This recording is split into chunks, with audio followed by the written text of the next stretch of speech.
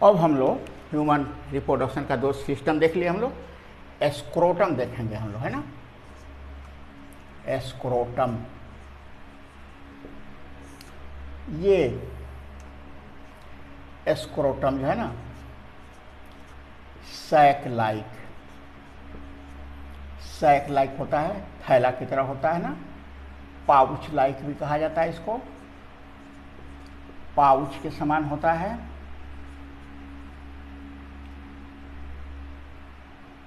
ठीक है। और डीप पिगमेंटेड, बॉडी के कलर से इसका कलर थोड़ा अलग होता है। हो जाएगा।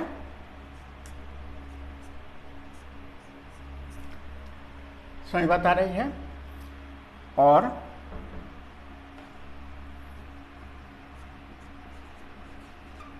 है ना, ये it is divided bye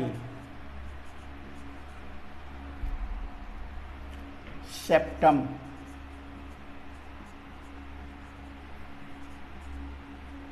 एस्क्रोटी into two chambers,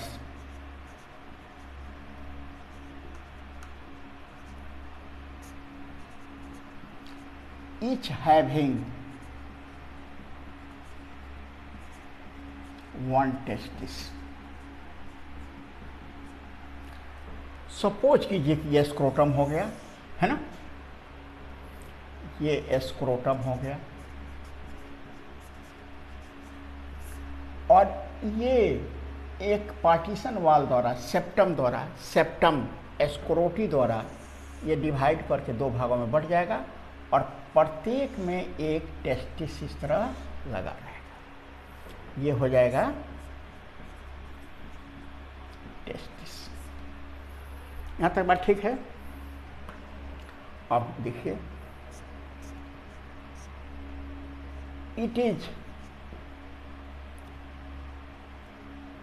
it rest लिख दीजिए। It rest on the pad of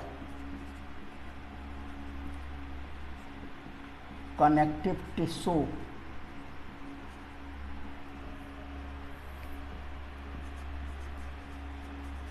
called gubernaculum. देख रहे हैं, ये टेस्टिस है, देख रहे हैं नीचे गोबरनाकुलम लगा हुआ है, गोबरनाकुलम लगा हुआ है। ठीक है ना, वो कनेक्टिव टिश्यू है, स्पॉन्जी होता है, उसी पर ये लगा रहता है। ठीक है, आगे देखिए।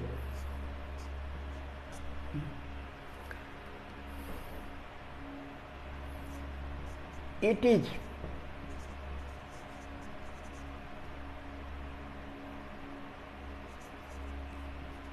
outside the body, ये बॉडी के बाहर रहता है ना। फिर इसी में लिख रहे हैं हम, testis is outside the body.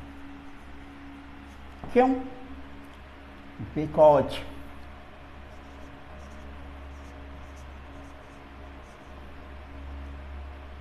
needs temperature 2 to 2.5 degrees Celsius then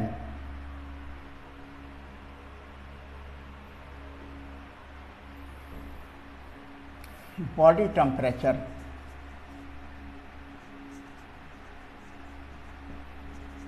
37 degree centigrade. Testis में होना क्या है? फॉर स्पर्म फॉर्मेशन,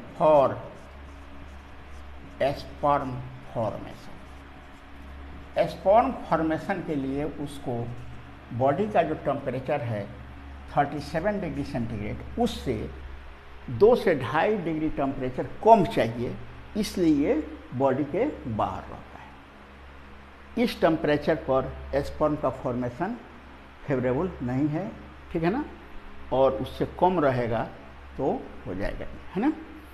अब एक और बात देखिए, स्क्रोटम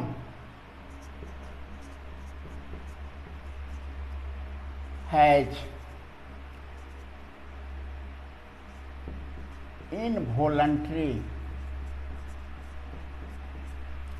muscle dartos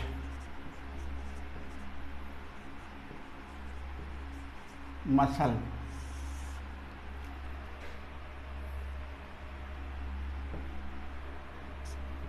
क्या करता है dartos muscle? Dartos muscle adjust the testis in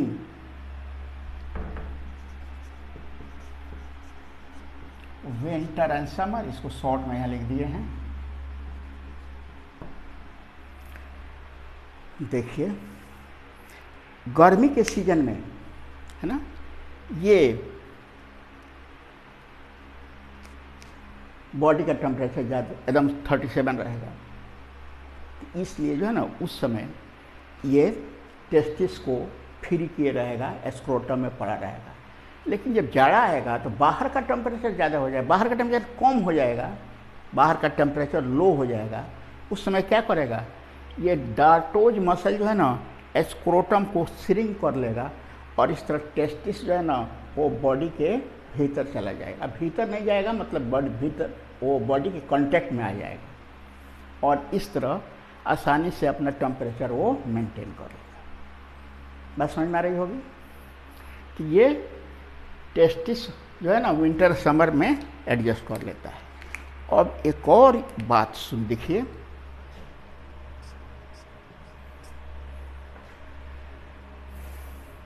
testis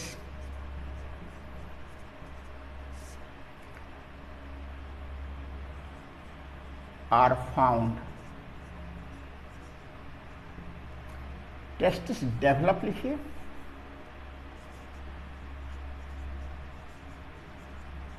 in abdomen, in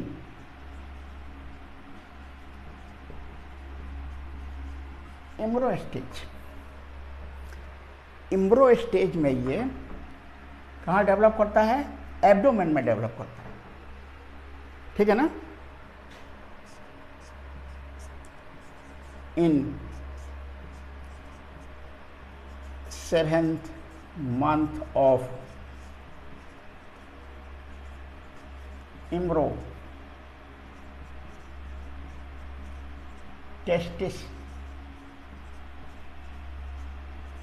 descend नीचे उतरता है इन स्क्रोटम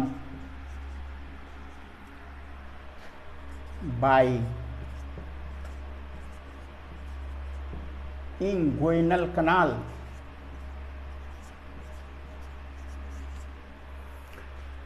अब इसका फिगर कैसे समझाया जाए, इसका फिगर तो कहीं नहीं, ये डायग्रामेटिक डायग्राम समझने के लिए ये सपोज कीजिए ये है एब्डोमेन, ये पेट हम लोगों का है, इसमें देखिए ये है स्क्रोटम, ठीक है, ये हो गया इंग्यूनल कनाल,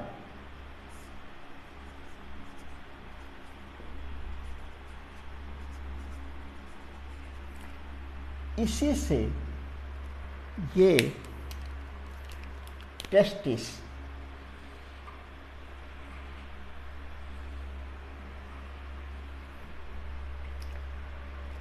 इंग्यूनल कनाल से स्क्रोटम में पहुंच जाता है, ठीक है ना। फिर लिखिए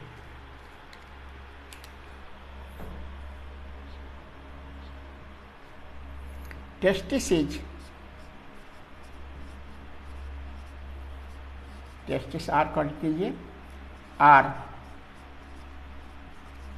अटैच टू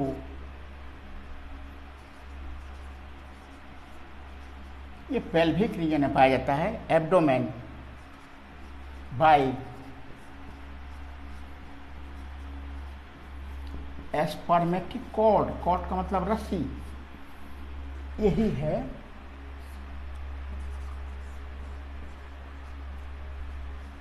स्पर्मेटिक कॉर्ड, इसी से ये लगा रहता है ना। अब स्पर्मेटिक कॉर्ड क्या होता है ना, स्पर्मेटिक कॉर्ड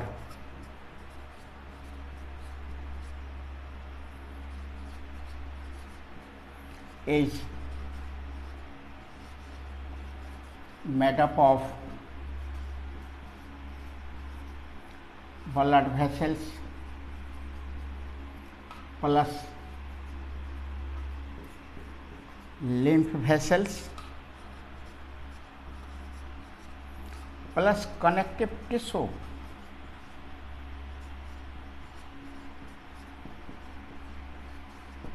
क्या अर्थ हुआ इसका? सपोज कीजिए कि आर्टरी है, ये वेन है, ये ब्लड वेसल हो गया, एक लिम्फ वेसल भी जोड़ लीजिए और कनेक्टिव टिश्यू सब को जोड़े रहता है। तो अब बताइए कनेक्टिव टिश्यू चारों तरफ से इसको जोड़े हुआ है सबको, तो करता क्या होगा? प्रोवाइड, यही ना, इसी स्पर्मेटिक कॉर्ड से तो इसको फूड मटेरियल मिलता है ना। क्या करता है ये? Nourish the testis, nourish food पहुंचाता है उसको।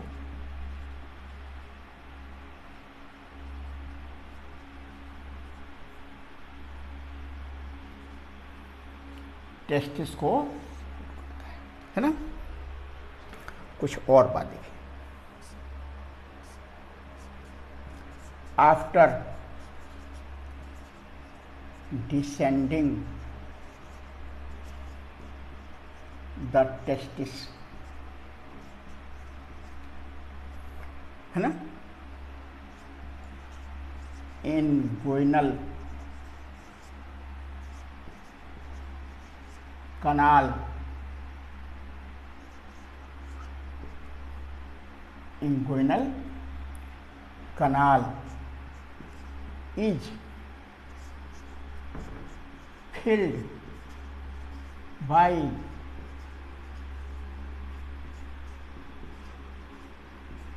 Connective tissue. ये जो इंग्विनल कनाल है वो बाद में जब ये डिसेंड हो जाएगा तब ये भर दिया जाएगा। बात समझ में आ रही है ना? इफ लेफ्ट, अगर नहीं भरा गया, नहीं भरा हुआ है, इफ लेफ्ट, अगर भरा हुआ नहीं है, then some part of intestine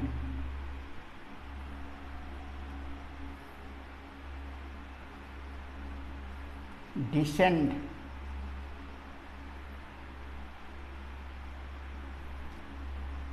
into scrotum. अगर ये छेद रह गया तो इंटेस्टाइन तो यहीं करना है, कुछ पार्ट इसका इसमें पहुंच जाएगा, है ना। द डिजीज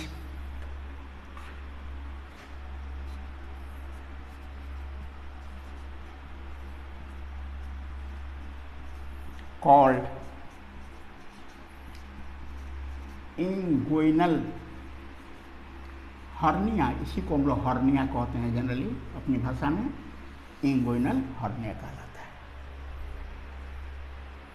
यहाँ तक ठीक है। अब एक और प्रॉब्लम सुनिए, अगर वो बहुत सारे बच्चों में, है ना, बच्चा पैदा हो जाएगा, टेस्टिस रह जाएगा भीतर ही, उसके एब्डोमेन में ही टेस्टिस रह जाएगा, ठीक है ना। समझ बात आ रही है? if testis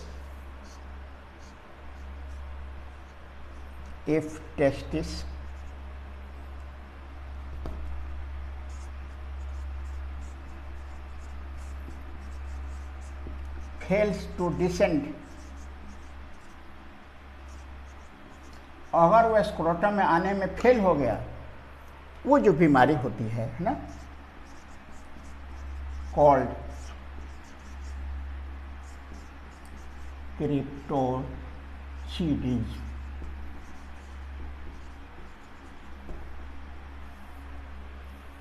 क्रिप्टोचिडीज। बच्चा तो पैदा हो गया, टेस्टिस उसके पेटे में रह गया। किसके पेट में रह गया? मदर के पेट में नहीं, बच्चे के पेट में रह गया, डिसेंड नहीं किया। तब क्या होगा? सर्जिकल ऑपरेशन होगा, टेस्टिस को फिर स्क्रोटम में डाला जाएगा, स्पर्मेटिक कॉर्ड काम करेंगे। ठीक है, तो ये रहा स्क्रोटम के बारे में। और इस तरह रिप्रोडक्टिव सिस्टम का हम लोग बहुत सारा बात जान लिए। आगे हम लोगों को अब सेमनीफेरस ट्यूब्यूल और स्पर्मेटोजेनेसिस, फिर स्पर्म का स्ट्रक्चर। हम लोग इधर से एनसीईआरटी में जिस तरह दिया है उस तरह नहीं पढ़ना है हम लोगों को। हम लोग टेस्टिस मेल रिप्रोडक्टिव सिस्टम लेंगे, पूरा गैमिट बनाकर स्पर्म बनाकर छोड़ देंगे हम लोग। फीमेल रिप्रोडक्टिव सिस्टम शुरू करेंगे, फिर वैसे ही एग बनाकर या ओवम बनाकर छोड़ देंगे हम लोग, दोनों ख़त्म हो जाएगा। तब फिर हम लोग फर्टिलाइजेशन शुरू करेंगे, पूरा फर्टिलाइजेशन के बाद एम्ब्रियोजेनेसिस शुरू करेंगे, है ना। और फिर पास्चुरेशन, मतलब बच्चा कैसे पैदा हुआ वो सब हम लोग ख़त्म करेंगे। ठीक है ना, तो सिस्टमेटिक चला जाए इसको। तो इस तरह हम लोग यहाँ पर कुछ चीज़ देख लिए और फिर हम लोग अब स्पर्मेटोजेनेसिस देखेंगे, है ना।